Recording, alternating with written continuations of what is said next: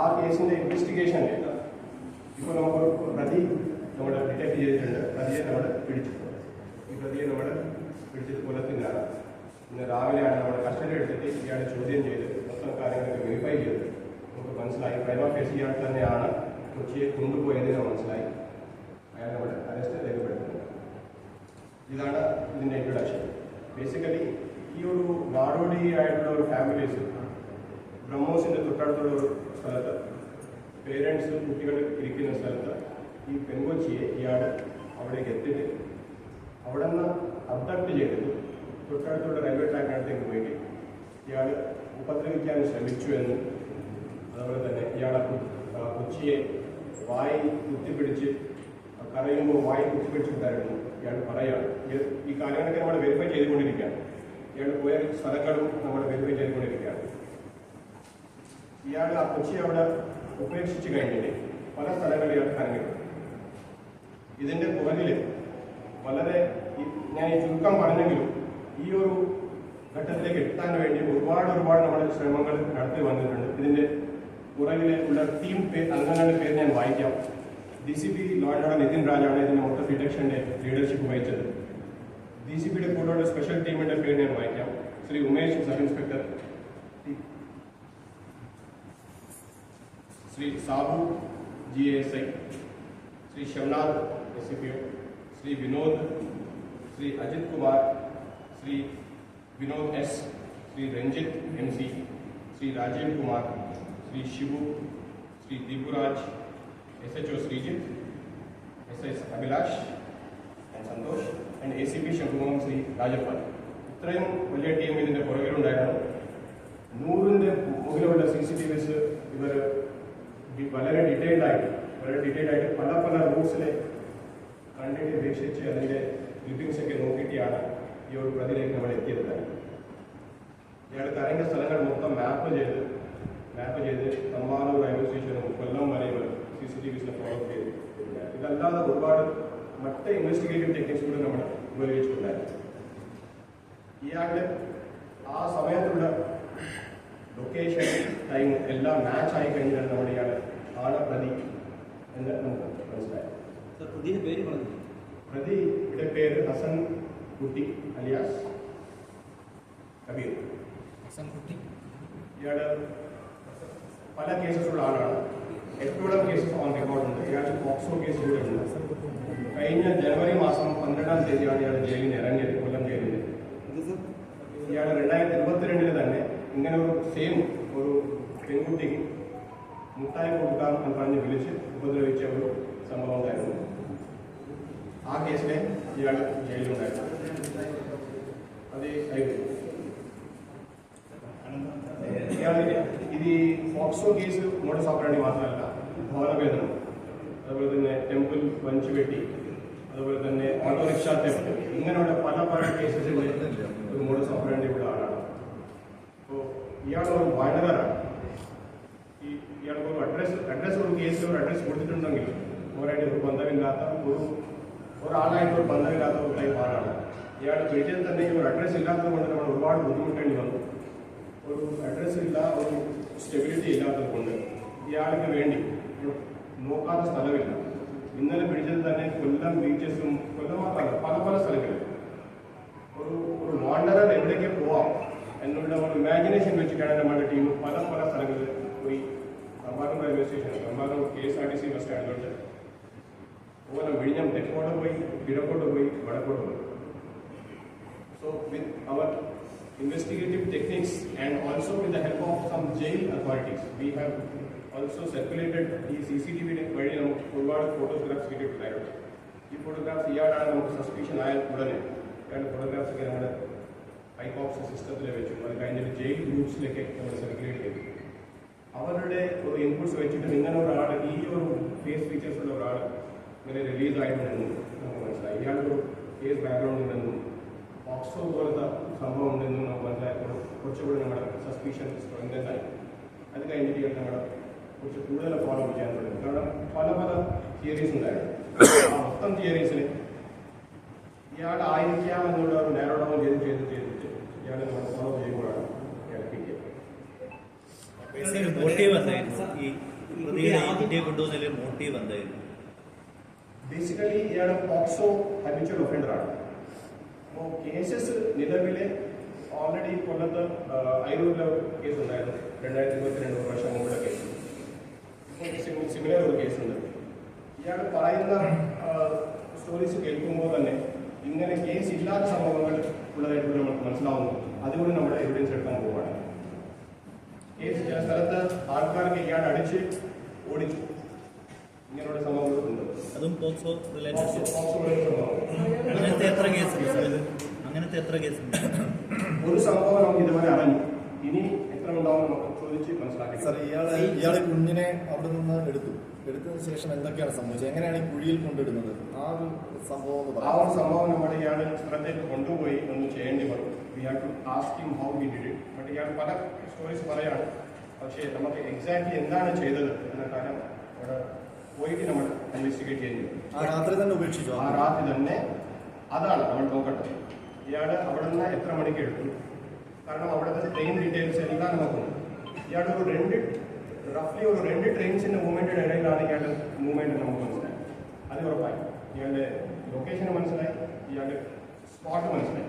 പക്ഷെ കുഞ്ഞിനെ എങ്ങനെയാണ്, ഏത് റൂട്ടാണ്, റെയിൽവേ ട്രാക്ക് വഴി തന്നെ, പക്ഷെ എവിടെയാണ് ഇയാൾ വെച്ചത്, എവിടെയാണ് കുത്തിപ്പിടിച്ചത്, ഇതൊക്കെ നമ്മുടെ സ്പോട്ടോട് കൊണ്ടുപോയി ഇൻവെസ്റ്റിഗേറ്റ് ചെയ്യുന്നു.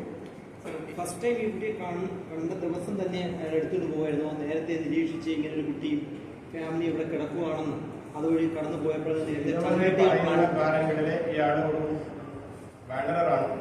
റെയിൽവേ സ്റ്റേഷനിൽ ഇറങ്ങിയിട്ട് നടന്ന് ആ ഭാഗത്ത് ചാക്ക എയർപോർട്ട് റൂട്ടിലൂടെ ഇയാൾ നടന്നു പോവുകയാണ്. അവിടെ ഒരു സ്ഥലത്ത് വന്നിട്ട് കരിക്ക് വെള്ളം കുടിച്ചു. അവിടെ കുറച്ച് നേരം നിന്നും ബസ് സ്റ്റോപ്പിൽ എന്നിട്ടാണ് ഈ കുട്ടിയെ കണ്ടതെന്നും അത് കഴിഞ്ഞിട്ടാണ് ഈ സംഭവം നടന്നതെന്നാണ് അയാൾ പറയുന്നത്.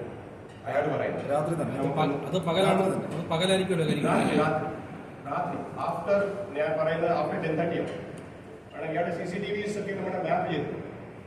Movements are all matching with what happened in the spot. അന്നേ ദിവസം രാത്രി ഈ കരിക്കടോടുണ്ട് 10:30 സമയത്തൊക്കെയാണ് പരാതി കൊടുക്കുന്നത് രക്ഷിതാക്കൾ. ആ ഏകദേശം ഇതുവരെ 10:30 മുതൽ ഈ സമയം വരെ അവർ അറിഞ്ഞില്ലെന്നാണ് ഇവര് പേരൻസ് പറയുന്നത്. കുട്ടികളൊക്കെ 10 മണിക്കൊക്കെ ഇറങ്ങിപ്പോയെന്ന് പറയും. അച്ഛനമ്മ ഒക്കെ ഒരു 10:30, 11 എന്ന് ആദ്യം പറഞ്ഞു ഇറങ്ങിപ്പോയതെന്ന് പറഞ്ഞു. ഒരു നോട്ടീസ് ചെയ്യുമ്പോൾ ഒരു 1 o'clock എന്ന് പറഞ്ഞു. അപ്പോൾ ഇതിന്റെ ഇടയ്ക്കാണ് ഈ സംഭവം. ഏകദേശം ബിറ്റ്വീൻ 12 to 1 ആയിരിക്കണം ഈ കൊച്ചിയെ എടുത്തത്. ഇത്രയും സമയം ഈ പ്രതി അവിടെ തന്നെ ഉണ്ടായിരുന്നു. ഈ പ്രതി നമുക്ക് ചാക്ക തൊട്ട് നമ്മൾ ട്രാക്ക് ചെയ്യുമ്പോൾ 10:30 ആണ് ചാക്ക. 20 മിനിറ്റ് ഏകദേശം 20 മിനിറ്റ് എടുത്ത് നടന്നു വന്നു അവിടെ എത്താൻ കഴിഞ്ഞു. അവിടെ ഇയാൾ കുറച്ച് നേരം നിന്നു, കരിക്ക് വാങ്ങിച്ചു, നിന്നു, വെയിറ്റ് ചെയ്തു. ഏകദേശം ഒരു ഹാഫ് ആൻ അവർ അയാൾ വെയിറ്റിംഗ് തന്നെ ഉണ്ടാവുമെന്നാണ് നമ്മുടെ ഒരു ഗസ്സിംഗ്. പക്ഷേ we have to check it on the ground. You have take him and check it. ഇത് ഈ പ്രതി കുട്ടിയെ ആദ്യം കാണുന്ന കുട്ടി അവിടെ ഉണ്ട് എന്ന് മനസ്സിലാക്കുന്നത് എങ്ങനെയാണ്? ഈ കുട്ടിയെ അവിടെ ഉണ്ട് എന്നൊക്കെ ആദ്യം മനസ്സിലാക്കിയിട്ടാണോ, നിരീക്ഷിച്ചതിന് ശേഷമാണോ? ഇയാൾ അവിടെ നല്ല സ്ട്രീറ്റ് ലൈറ്റൊക്കെ ഉള്ള സ്ഥലമാണ്. അപ്പോൾ ആ ഭാഗത്തോട് പോയി കഴിഞ്ഞാൽ അവിടെ ഫാമിലീസ് ഉള്ളതായിട്ടും കുട്ടികളുള്ളതായിട്ടും മനസ്സിലാവുന്ന ഒരു ഏരിയ ആണ്. ശരി, അതുകൂടി നമ്മൾ റിയൽ ടൈമിലാണെങ്കിൽ 4 ആളെ റിമാൻഡ് എടുത്തിട്ട് നമ്മൾ ചെയ്യേണ്ടി വരും. സോ ട്രെയിൻ ഇറങ്ങി വന്നിട്ടാണ് ഈ പറയുന്ന കരിക്കുട്ടി പേട്ട സ്റ്റേഷനിലാണ് ഇറങ്ങി. പേട്ട സ്റ്റേഷൻ ഇറങ്ങി നടന്നു വരാണ്. അയാൾ പറയുന്ന സ്റ്റോറി പ്രകാരം all these things we have to verify on the ground. Mobile phone ഉണ്ടായിരുന്നു. മൊബൈൽ ഫോൺ ഉണ്ട്. അപ്പോൾ ആ ലൊക്കേഷനൊക്കെ മാച്ച് ചെയ്യുന്നു. That we are checking because it's a very very simple phone and all details, there are not many calls. He's a uneducated ആയിട്ടുള്ള ആളാണ്. കൂടുതൽ വായിക്കാനോ ഒന്നും അറിയില്ല. അതുകൊണ്ട് ഇയാൾ പറയുമ്പോൾ വായിക്കാൻ അറിയില്ലാത്തതാണ്.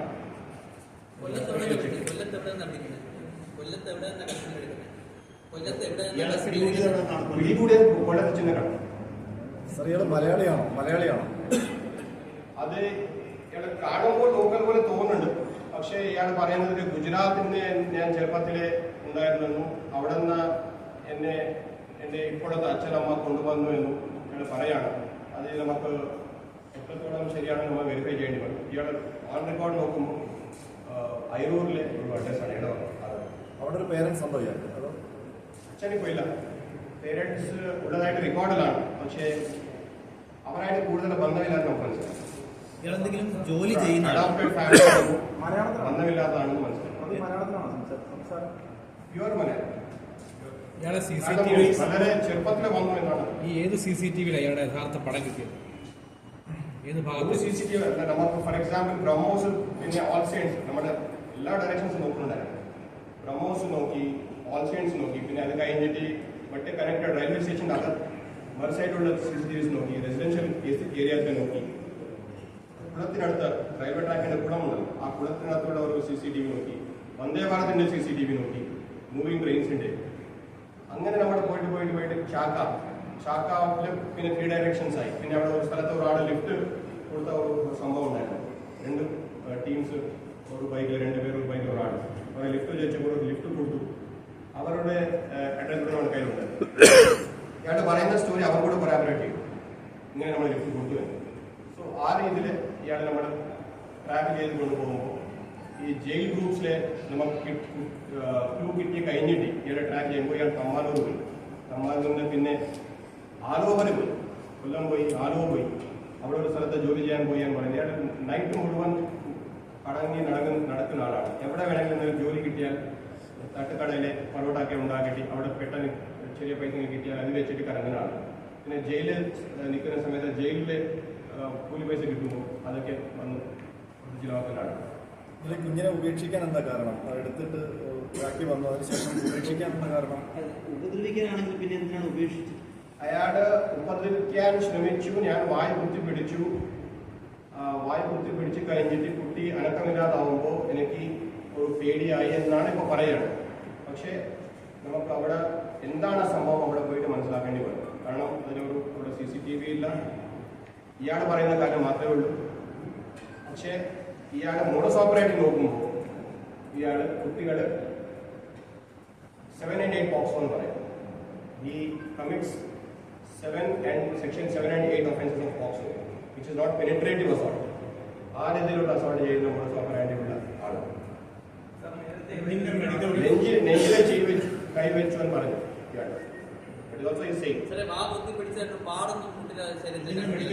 പരിശോധന നടത്തിയപ്പോൾ ഇത്തരത്തിലുള്ള സാധനം ഡോക്ടേഴ്സിന് അങ്ങനെ എന്തെങ്കിലും കിട്ടിയിട്ടുണ്ടോ? അതൊക്കെ നമുക്ക് ഒന്നുകൂടെ ഈ സ്ഥലത്ത് പോയിട്ട് ഒന്ന് പരിശോധിക്കേണ്ടി വരും. മെഡിക്കൽ എവിഡൻസ് ആയിട്ട് എന്താണ് മാച്ചിങ്. കാരണം ഒരു മെഡിക്കൽ എവിഡൻസ് പറയുമ്പോൾ ഡോക്ടർക്ക് നമ്മൾ അതിന്റെ പുറകിലുള്ള സ്റ്റോറി കൂടി അറിയണം. അപ്പോൾ എല്ലാ രീതിയിലും നോക്കിയിട്ട് പ്രൈമഫേസി ഒന്നും അറിഞ്ഞില്ല. പക്ഷേ കുട്ടിയുടെ കൗൺസിലിംഗ് നടത്തുമ്പോൾ കുറച്ച് കൂടുതൽ പറയുമായിരിക്കും. So we have to get child also get counsel. ഈ കുട്ടിയുടെ പേരൻസുമായിട്ട് ബന്ധപ്പെട്ട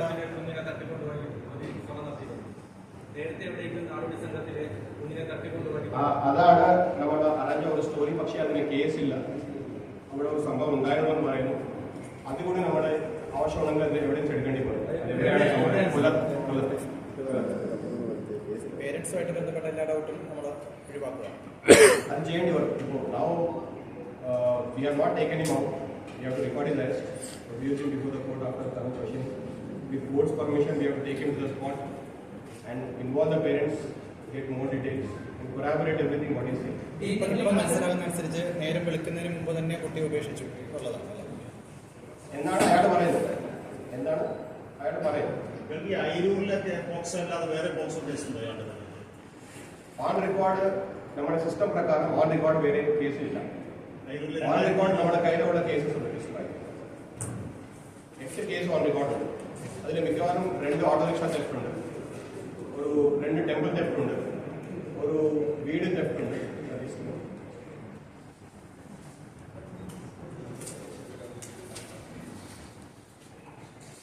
അയലൂരിലാണ് ഈ പോക്സോ കേസ് ഉള്ളത്. കല്ലമ്പലത്ത് ഇയാൾക്ക് 3 കേസുണ്ട്.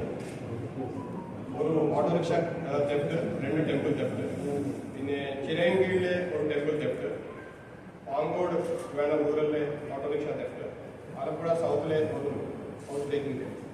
ഇത്രയും കേസസ്.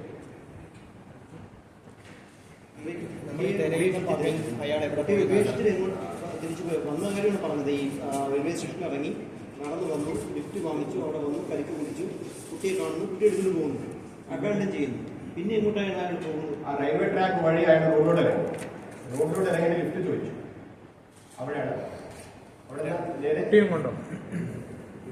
കുട്ടി തമാലൂർ ഭാഗത്തോട്ട്. അയാൾ പോയ ഹിംസ് വഴിയാണ് പോയത്. ഹിംസ് വഴി പുറത്തേക്ക് വന്ന് തമാലൂർ ഭാഗത്തോട്ട് ഇവിടെ നടന്നു പോവാണ് മാക്സിമം. ട്രാക്ക് വഴി പോയിട്ട് ട്രാക്ക് വഴിയാണ് പുറത്തേക്ക് ഇറങ്ങിയത് റോഡിലോട്ട്. നാട്ടിലുണ്ട് ഈ നമ്മൾ പെരയുന്ന പകൽ ഈ തിരുവനന്തപുരം സിറ്റി തന്നെ ഉണ്ടെന്നുള്ളതാണ്. ഇയാളുടെ ഓപ്പറേഷൻ നോക്കുമ്പോൾ മിക്കവാറും റൂറൽ കൊല്ലം ട്രിവാൻഡ്രം റൂറൽ ഏരിയയിലാണ് കൂടുതൽ കറങ്ങുന്നത്. അപ്പോൾ ഈ സംഭവത്തിൽ ഇയാൾ വന്നിട്ടുണ്ട്, ട്രിവാൻഡ്രം സിറ്റി നേരത്തെ വന്നിട്ടുണ്ട്. ആ കാര്യങ്ങൾ നമ്മൾ നോക്കാനുണ്ട്. ഇവിടേക്ക് വന്നിട്ട് എന്തൊക്കെ കാര്യങ്ങൾ ചെയ്തിട്ടുണ്ട്. ഏകദേശം എത്ര പ്രായം? 50 സർ, നമ്മൾ ഈ കുട്ടിയെ അന്വേഷിക്കുന്ന സമയം ഇദ്ദേഹം ഇവിടെ ഉണ്ടായിരുന്നു, ഈ സിറ്റി തന്നെ ഉണ്ടായിരുന്നു. നമ്മൾ ഈ അന്വേഷിച്ച ഒരു മകനുണ്ടായിരുന്നു. അല്ല, ഇയാൾ ആ സമയം വരെ ആദ്യം എത്തിയിട്ടുണ്ടോ ഏകദേശം? But we are not sure. We have to verify. ഇയാൾ പറയുന്ന കാര്യങ്ങളാണ്. ഇയാൾ എത്ര ദൂരം പോയിട്ടുണ്ടെന്ന് നമുക്ക് പറയാൻ പറ്റും. പക്ഷേ ഇയാൾ രാവിലെ തന്നെ തമാലൂർ ഭാഗത്ത് KSRTC അവിടെ നിന്ന് ബസ് കയറി. അപ്പോൾ ഇയാൾ പറയുന്ന കാര്യങ്ങൾ ഓരോ ട്രേസ് നമുക്ക് എടുക്കേണ്ടി വരും. ബസ്സിൽ കയറി എങ്ങോട്ടാ പോയതെന്ന് പറയുന്നത്? ബസ്സിൽ വർക്ക് ചെയ്തെന്ന് പറയും. ഈ നമ്മൾ ഈ കുട്ടിയെ അന്വേഷിക്കുന്നതും ഇതുമായി ബന്ധപ്പെട്ട് തുടർന്ന് വന്ന കാര്യങ്ങളൊന്നും ഇയാൾ അറിയുന്നില്ലേ? ഇയാളെ ഞാൻ പത്രം വായിക്കാൻ അറിയില്ല. പക്ഷെ ടി വിയിൽ കണ്ടിട്ടില്ല. ഞാൻ നമ്മൾ ചോദിച്ചപ്പോൾ അയാൾ പറയുന്നത് അറിഞ്ഞില്ല. കുട്ടിക്ക് എന്തെങ്കിലും സംഭവിച്ചു കഴിഞ്ഞാൽ ഞാൻ ഈ thought may be the girl has അതൊരു പേടി ഉണ്ടായിരുന്നു അയാൾ പറയാം. ഈ രാത്രി തന്നെ കുട്ടിയെ ഉപേക്ഷിക്കുന്നു എന്ന് അയാൾ പറയും. CCTV വെച്ചിട്ടാണോ അതോ മൊബൈൽ ഫോൺ ലൊക്കേഷൻ വെച്ചാണോ? മെയിൻലി CCTVs ആണ്. അത് വളരെ കാരണം ഇയാളുടെ ഒരു അഡ്രസ് ഇല്ലാത്ത ആളാണ്. പിന്നെ അത് വളരെ ഒരു പ്രിമിറ്റീവ് ആയിട്ടുള്ള ഫോണാണ് എൻ്റെ കയ്യിലുള്ളത്. അത് തന്നെ ഒരുപാട് ഉപയോഗിക്കുന്ന ഒരു സിംറ്റംസ് ഇല്ല ആ phone. Is not using the phone much. ഇത് ഫിസിക്കൽ ലേബറാണ് ശരിക്കും കേസ് ഡിറ്റക്ഷൻ ആയത് തന്നെ. ടീം ഇരുന്ന് they have been working like burning the midnight oil. ഇപ്പോൾ കിട്ടിക്കഴിഞ്ഞിട്ടാണ് ഞാൻ റൂട്ട് പറയുന്നത്. പക്ഷേ ഈ റൂട്ട് അല്ലാതെ പല റൂട്ട്സിലെ CCTVs നോക്കേണ്ടി വന്നു. ഇതിൽ സക്സസ് ആയ റൂട്ടാണ്. പിന്നെ ജയിൽ റൂട്ട്സ് വഴി അതിൻ്റെ ജയിൽ റിലീസ് പല ജയിൽ റിലീസ് നോക്കേണ്ടി വന്നു. ഒരുപാട് പോക്സോ പ്രതികളുണ്ട്. ഒരുപാട് ഇങ്ങനെ നാടോടി ആൾക്കാരുണ്ട്. അതിൽ ഇയാളിലേക്ക് എത്താൻ വേണ്ടിയുള്ള ഒരു ശ്രമം നല്ല ഒരു ശ്രമമായിരുന്നു. ഒരു മോണിറ്ററിംഗ് ഉള്ള കേസാണ്. ടോപ്പ് മോസ്റ്റ് മോണിറ്ററിംഗ് ഉള്ള ഒരു കേസാണ്. ഈ സംഭവത്തിൽ പോക്സോ വരുന്നുണ്ട് ഇയാൾക്ക്. ഈ ഇഷ്യൂല് പോക്സോ കേസ് വരുന്നുണ്ട്, വകുപ്പ് വരുന്നുണ്ട് ഈ കേസ്. ഇതിൽ ഉറപ്പായിട്ട് ഇയാൾക്ക് വ്യക്തമായ ഒരു അഡ്രസ് ഇല്ലെങ്കിലും ഈ സിമ്മൊക്കെ എടുക്കാനായിട്ട് ഒരു ജയിലിലുള്ള സമയത്താണ് KYC എടുത്തത് തന്നെ. He has no KYC. അതുകൊണ്ട് ഒരു ജയിലിൽ ഉള്ള സമയത്ത് ഒരു ആധാർ കാർഡ് എടുത്തു. സാർ, നമ്മളന്ന് ഈ അന്വേഷിക്കുന്ന സമയത്ത് അന്നത്തെ CCTV ആ സമയത്ത് നമ്മളിങ്ങനെ ഒരാളെ സംശയാസ്പദമായി നോക്കിയിരുന്നു. ആ സമയത്ത് ഇങ്ങനെ ഒരു മൂവ്മെന്റ് കണ്ടിരുന്നു. അന്ന് രാത്രി പോലീസ് അവിടെ എത്തിയത് നമ്മുടെ കൺട്രോൾ റൂമിലെ കോൾ കിട്ടിയിട്ട് ഇങ്ങനെ 2 വയസ്സുള്ള പെൺകുച്ചി മിസ്സിംഗ് ആയെന്ന കോൾ കിട്ടിയ ഉടനെ DCP ഉൾപ്പെടെ സ്ഥലത്തെത്തിയിട്ടുണ്ടായിരുന്നു. ബൈ 3 o'clock ആ ഏരിയ പോലീസ് എത്തി, RPF എത്തി. അവിടെ കുറച്ച് നേരത്തെ ഒരു 2 മണിക്കൂർ മുമ്പ് ഒരു റൺ ഓവർ പോലത്തെ ഒരു സംഭവം ഉണ്ടായിരുന്നു. ആ സമയത്ത് പോലീസ് എത്തി. ആ എൻട്രി ഈ രണ്ടാമത്തെ എൻട്രിന് ഇടയ്ക്കാണ് ഇയാൾ വന്നിട്ട് പോയത്. കുട്ടിയുടെ അച്ഛൻ്റെ DNA ടെസ്റ്റ് റിപ്പോർട്ട് ഉണ്ടായിരുന്നു. DNA that is expected tomorrow. അത് പല തിയറീസിലെ ഒരു ഭാഗമാണ്. Out of the many efforts കുഞ്ഞ് എങ്ങനെ എന്തെങ്കിലും സൂചന തന്നിട്ടുണ്ടോ? ഇങ്ങനെ ഒരാൾ അപ്ഡേറ്റ് ചെയ്തതായിട്ട് കുഞ്ഞ് എന്തെങ്കിലും സൂചന തന്നിട്ടുണ്ടോ? കുട്ടി എന്തെങ്കിലും കമ്മ്യൂണിക്കേഷൻ ഇല്ല. ആക്ച്വലി കുട്ടിയായിട്ട് നമ്മുടെ കൗൺസിലിംഗ് നടത്തി സംസാരിക്കാൻ സമയം കിട്ടുന്നില്ല. അത്രയും ഒരു സ്റ്റേറ്റിലെ ഇല്ലായിരുന്നു. പേരൻസ് സംസാരിച്ചു കാണുമല്ലോ. പേരൻസ് സംസാരിക്കുമ്പോൾ എന്താ സംസാരിച്ചു. പക്ഷേ കാരണം ഇയാൾ പറയുന്ന സ്റ്റോറി പ്രകാരം കുട്ടി വാസ് സ്ലീപ്പിംഗ്. Everybody sleeping. കുട്ടി sleeping. She is lifted. While she sleeping she started crying. So അതാണ് നമുക്ക് ഒരു ലോജിക്കലായിട്ട് തോന്നുന്നത്. നമ്മൾ ഈ might not have realized only when she got up in the morning or in the night she must have realized she is somewhere else. അങ്ങനെ സംഭവിച്ചിട്ടുണ്ടാവും. That we will have to find out. രാവിലെ നമ്മൾ ഈ കുട്ടിയെ കണ്ട സ്ഥലം നമ്മൾ നോക്കിയ സ്ഥലമായിരുന്നു. അപ്പോൾ അവിടെ കണ്ടില്ലായിരുന്നു എന്നുള്ളത്. രാവിലെ ഈ കുട്ടിയെ ഉപേക്ഷിച്ച നിലയിൽ കണ്ടെത്തിയ കാട് പറയുന്ന സ്ഥലത്ത് നമ്മൾ രാവിലെ പരിശോധിച്ചപ്പോൾ ആ സ്ഥലം വഴി നോക്കിയിട്ടുണ്ടായിരുന്നു. ഇപ്പോൾ പോകണം, അയാളായിട്ട് പോകണം. അല്ല, നമ്മൾ അന്ന് പോലീസ് തിരയുന്ന സമയത്ത് പോലീസ് ആദ്യം നമ്മുടെ രാത്രി തന്നെ ഒരു ഫസ്റ്റ് സെർച്ച് നടത്തി. 1 o'clock തന്നെ അവിടെയെങ്കിലും നടന്നിട്ട് പോയിട്ടുണ്ടാവും, ആരെങ്കിലും കൊണ്ടുപോയിട്ടുണ്ടാവും. രാത്രി 1 o'clock തന്നെ അവിടെ ഒരു സെർച്ച് നടന്നു. പിന്നെ രാവിലെ ഒരു സെർച്ച് നടന്നു. രാവിലെ എല്ലാ ഡയറക്ഷൻസ് പോയി. റോഡിലോട്ട് പോയി. റോഡിലെ ബസ്സസ് നോക്കുന്നുണ്ടായിരുന്നു, റോഡിലുള്ള വണ്ടി മൂവ്മെന്റ്സ് നോക്കുന്നുണ്ടായിരുന്നു, റെയിൽവേ ട്രാക്കിലെ അപ്പുറം ഏരിയാസ് നോക്കുന്നുണ്ടായിരുന്നു. So it was a 360-degree search. So it was not, നമുക്ക് ഒരു ഡയറക്ഷൻ നമുക്ക് പറയാൻ പറ്റത്തില്ല. സോ ലക്കിലി നമുക്ക് സെക്കൻഡ് സെർച്ചിൽ കിട്ടി. ഫസ്റ്റ് സെർച്ചിൽ അവിടെ ഫസ്റ്റ് സെർച്ചിൽ ആ ഭാഗം ഉൾപ്പെട്ടിട്ടുണ്ടോ എന്നാണ് ചോദിക്കുന്നത്. രാത്രി അവിടെ കൊണ്ട് തന്നെ ഇട്ടിട്ടുണ്ടെങ്കിൽ രാവിലെ അവിടെ കാണേണ്ടതല്ലേ? ഫസ്റ്റ് സെർച്ചിലെ ആ ഭാഗത്ത് കിട്ടുമെങ്കിൽ കിട്ടേ. അവിടെ നടത്തി അപ്പം രാത്രി കൊണ്ടിട്ടതല്ല എന്നല്ലേ? വി കനോട്ട് ഒരു 100% എന്താ ജോലി ചെയ്താലും 100% നമ്മുടെ റിസൾട്ട് കറക്റ്റ് കിട്ടുമെന്ന് നമുക്ക് അറിയത്തില്ലല്ലോ. Maybe we missed out, maybe we focused too much on the bushery on the other side. അറിയത്തില്ല, കാരണം ഇതൊരു ഓട് പോലത്തെ സ്ഥലമായിരുന്നു. അത് നമുക്ക് ക്ലിയർ ആയിട്ട് മനസ്സിലാവുന്നില്ല എന്തുകൊണ്ടാണ് രാവിലത്തെ സെർച്ചില് അല്ലെങ്കിൽ രാത്രി സെർച്ചിൽ എന്ത് കിട്ടാത്തതെന്ന്. നമുക്ക് മനസ്സിലാവുമായിരിക്കും, ഇൻവെസ്റ്റിഗേഷൻ മനസ്സിലായിരിക്കും. ഒരു തവണ മാത്രമേ ഈ 2022 കേസിൽ മാത്രമേ ജയിലിൽ കിടന്നിട്ടുണ്ട്. അതിന് മുമ്പും ജയിലിലായിട്ടുണ്ട്. നേരത്തെ ജയിലിലുണ്ടായിരുന്നു, 3.5 വർഷം ജയിലിലുണ്ടായിരുന്നു. പല സെഫ്റ്റ് കേസസിലെ കാണുന്നു. ജനുവരി 22 ഇറങ്ങി എന്ന് പറയുന്നത് ഈ പോക്സോ കേസിലാണ്. ജനുവരി 20 ഈ അയ്യൂരിലുള്ള 2022 പോക്സോ കേസിലെ റിലീസാണ്. അത് മാർച്ച് മാസം സംഭവിച്ചതാണ്. ആധാർ കാർഡ് ഉണ്ടല്ലോ, ആധാർ കാർഡ് ഉണ്ട്. അതിൽ അഡ്രസ് എന്തോ അതാണ് ഈ അയ്യൂർ അഡ്രസ്. അഡ്രസ് ഇപ്പൊ ജയിലിൽ ഇറങ്ങിയിട്ട് എത്ര നാളായി കാണും? ജയിലിൽ ഇറങ്ങിയിട്ട് ഇപ്പൊ എത്ര നാളായി കാണും? ഈ ജനുവരി 12 എന്ന് പറയുമ്പോൾ 2024 ജനുവരി 12. ഈ ഇയാളുടെ കോണ്ടാക്ട്, ഫോൺ കോണ്ടാക്ട് ലിസ്റ്റ് ഉണ്ടാവുമല്ലോ, ഫോണിൽ നമ്പർ അതൊക്കെയാണ് നമ്മളിപ്പോൾ ഇതിന്റെ ഭാഗമാണ്. എന്തെങ്കിലും ആന്റി സോഷ്യൽ അതുപോലുള്ള ആൾക്കാരുമായിട്ട് ഇനി കുഞ്ഞിനെ എടുത്ത് വിൽക്കുന്ന, മറ്റ് ഭിക്ഷാടന സംഘത്തിന് വിൽക്കുന്ന അങ്ങനെ എന്തെങ്കിലും? അങ്ങനെ ഇതുവരെ അങ്ങനത്തെ സംഭവമാണ്. ഇയാളുടെ മോഡസ് ഓപ്പറാൻഡി കാണുമ്പോൾ തന്നെ നമുക്ക് മനസ്സിലാവുന്നുണ്ട്, ഇയാളൊരു സ്ട്രേഞ്ചേഴ്സ് ആയിട്ടുള്ള കുട്ടികളെ ആകർഷിച്ച് ഏതെങ്കിലും ഒരു വിധത്തിൽ ഇങ്ങനെ ചെയ്യാനുള്ള സാധ്യത ഉള്ള മോഡസ് ഉള്ള ആളാണ്. ഒരു കേസ് ഇല്ലാത്ത സംഭവം അങ്ങനെയായിരുന്നു, അതും ഒരു നാടോടി ഫാമിലി ആയിരുന്നു എന്ന് പറയുന്നു. അത് എത്ര വയസ്സുള്ള കുട്ടിയായിരുന്നു? അത് ഏകദേശം അറൌണ്ട് 10 എന്നാണ് നമുക്ക് മനസ്സിലാവുന്നത്. പക്ഷേ ഇപ്പൊ പോക്സോ കേസിൽ ജയിലിലായ കേസിൽ എത്ര വയസ്സുള്ള കുട്ടിയായിരുന്നു ഉപദ്രവിച്ചത്? അത് 10-11 വയസ്സ് പെൺകുട്ടിയായിരുന്നു. അതെവിടെ ആ കേസ്? ഈ നാടോടി കുട്ടിയെ ഉപദ്രവിക്കാൻ ശ്രമിച്ചു എന്നത് പുള്ളി ഇപ്പോൾ സമ്മതിച്ചാണ് ചോദ്യം ചെയ്യുന്നത്.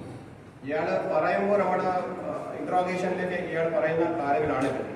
പക്ഷേ അയാൾ ഒരുപാട് പറയുന്നുണ്ട്, അതൊക്കെ നമ്മൾ വെരിഫൈ ചെയ്യേണ്ടി വരും. പഴനിയൊക്കെ പോയി പറയും ഈ സംഭവം കഴിഞ്ഞു മുട്ടടിച്ചു എന്ന് പറയും. അപ്പോൾ അതൊക്കെ നമ്മൾ വെരിഫൈ ചെയ്യണം. അത് ഇല്ല, അങ്ങനെ ഒന്നുമില്ല. Is A normal person and we have no such evidence. ഈ പറയുന്ന ടൈമിങ്ങും ഈ ഗിഫ്റ്റ് ക്രിമിനൽ മെന്റാലിറ്റി ഉണ്ടെന്ന് പറയാം, പക്ഷേ മാനസിക പ്രശ്നം പറയാം. ഈ പറയുന്ന ടൈമിങ്ങും ഗിഫ്റ്റ് കൊടുത്ത സമയത്ത് കൊളാബറേറ്റ് ചെയ്യുന്നുണ്ട്. അതുകൊണ്ടാണ് നമ്മൾ ഇങ്ങോട്ടേക്ക് വന്നാണ് സംഭവം ശ്രദ്ധയ്ക്ക് വന്നാണ്. Incoming time, outgoing time and route, incoming time and route, outgoing time and route, his presence in the place, CCTVs, lift, ഒരുപാട് അങ്ങനെ കൊളാബറേഷൻസ്. അങ്ങോട്ടേക്കും ഇങ്ങോട്ടേക്കും പോയി ലിഫ്റ്റ് ചോദിച്ചിട്ടുണ്ട്.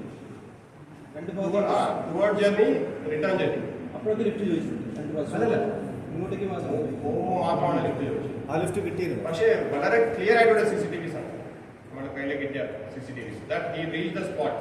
ബ്രഹ്മോസ് CCTV വരെ ഇയാൾ കിട്ടിയിരുന്നു. ഇയാൾ എത്തുന്ന സമയം 10:30, 10:50 ഇടയ്ക്ക് വന്ന ബ്രഹ്മോസ് CCTV. സാറേ, അന്വേഷണത്തിന്റെ ഏത് ഘട്ടത്തിലാണ് ഇയാളുടെ ഒരു മൂവ്മെന്റ് നമ്മൾ ഐഡന്റിഫൈ ചെയ്തത്? തുടക്കം മുതലുണ്ടോ അതോ? തുടക്കം മുതൽ പറഞ്ഞാൽ ഇറ്റ് വാസ്, കാരണം ഇത് പല CCTVs നോക്കുമ്പോൾ പല ആളുകൾ നമ്മൾ കാണുന്നുണ്ട്. നമ്മുടെ ഒരു ബൈക്കിന്റെ പുറകിലൂടെ ആയിരുന്നു, ഒരു ബൈക്കിൽ ഒരു പൊതി പോലെ പോകുന്ന ഒരു ബൈക്കായിരുന്നു, അതിന്റെ പുറകിലായിരുന്നു. പിന്നെ 4 വീലേഴ്സ് നോക്കിയായിരുന്നു. So we were not sure, it could be anything.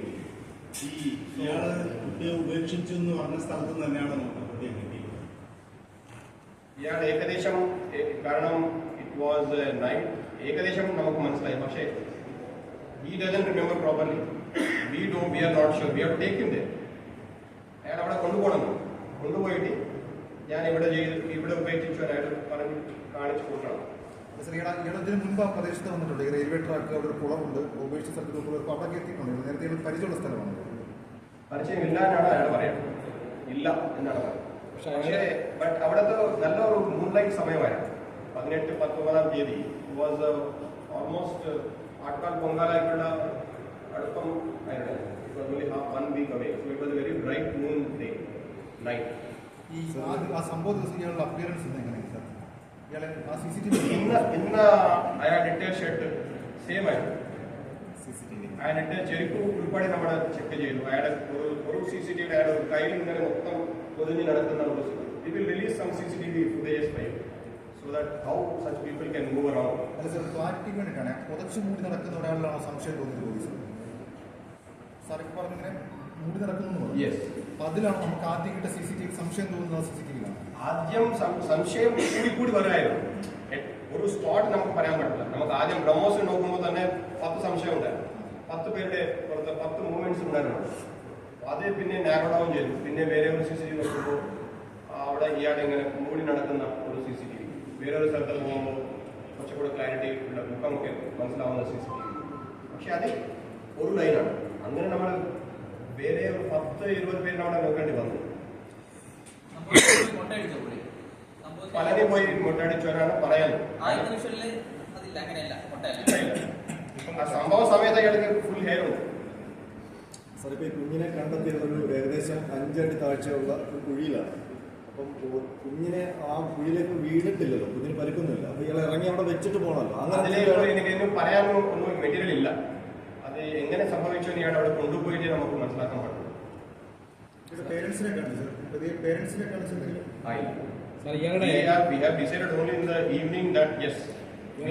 ഇയാളുടെ ഫോൺ ചെറുതാണെങ്കിലും സിം ലൊക്കേഷൻ കിട്ടത്തില്ല. കൃത്യമായിട്ട് സിം ഉപയോഗിച്ച് ലൊക്കേഷൻ. അപ്പൊ ആ ലൊക്കേഷൻ എല്ലാം കാരണം he is not a person who uses. ഞാൻ പറഞ്ഞത്, he is not educated, he is not in touch with anybody, he has nobody to call and nobody to call him, he has no connection with this world. So he is a wanderer. അപ്പോൾ ഇന്നലെ തന്നെ ബീച്ചിലെ കടന്നു, കൊല്ലം ബീച്ചിൽ രാവിലെ വന്നിട്ട് ഒരു public toilet ഏരിയയിലാണ് വന്നത്. സോ അവർ team, you should just understand how smart they are. They are just checking for people who would come to a public toilet. That means a wanderer will only, he does not have a house, so he can only go to a public toilet. So just imagine how many public toilets we must have checked, how many CCTV space we must have checked. So there is a lot of effort, and I think it has succeeded. എത്ര CCTV മൊത്തം നോക്കിയിട്ടുണ്ടാവും? 100+ CCTVs. നമ്മുടെ പല CCTVs വഴിയിലുണ്ട്. പക്ഷെ ഏതാണ് നമ്മൾ ക്രൂഷ്യലായിട്ട് കിട്ടേണ്ടത് അത് നമ്മൾ നോക്കും.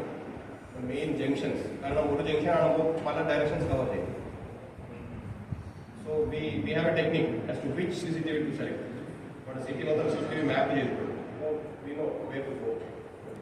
എവിടെയാണ് രാത്രി കിടക്കുന്നത്? ഈ സംഭവം നടക്കുന്നതിന് തൊട്ട് മുമ്പുള്ള ദിവസങ്ങളിലോ അതിന് മുമ്പുള്ള ദിവസങ്ങളിലൊക്കെ എയർപോർട്ട് തിരുവനന്തപുരത്തുണ്ട്. ഇല്ല എന്നാണ് ഞാൻ പറയുന്നത്. ഞാനില്ല.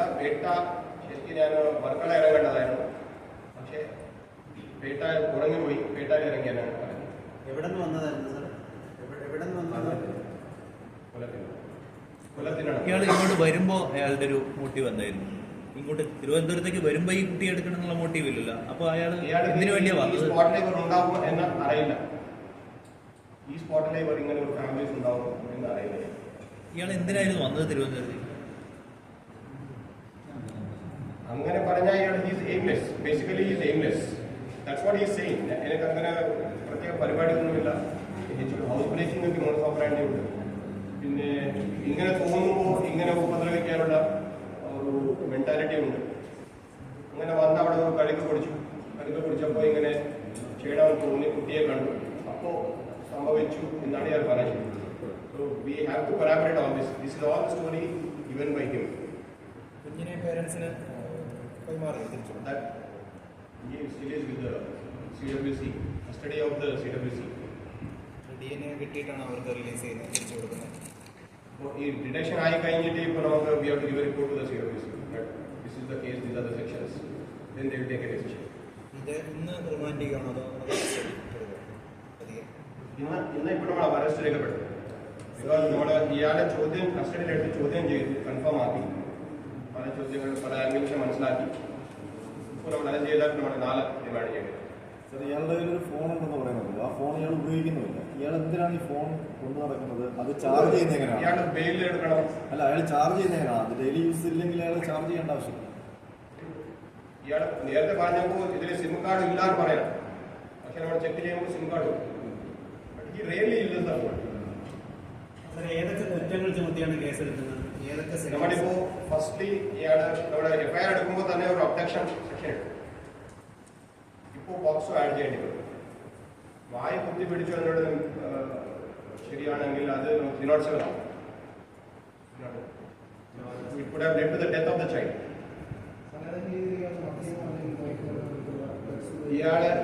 ഇയാള് അന്ന് കൂടി മദ്യപിച്ചിട്ടുണ്ടായിരുന്നു എന്നാണ് പറയുന്നത്. ഇയാൾ സ്ഥിരം മദ്യപിക്കുന്ന ആളാണ്, കഞ്ചാവ് പോലത്തെ സാധനങ്ങൾ ഉപയോഗിക്കുന്ന ആളാണ്.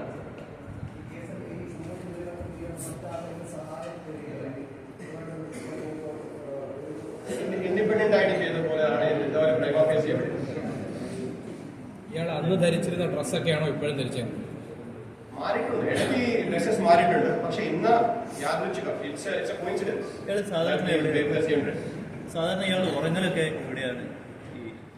ഇയാള് സ്ഥിരം ഉറങ്ങുന്നത് ഈ തട്ടുകടകളെ പോലത്തെ സ്ഥലങ്ങളിലെ അവിടെ തന്നെ ജോലി ചെയ്യും, ചെറിയ കൂലി പൈസ എടുക്കും, അവിടെ തന്നെ ഉറങ്ങും.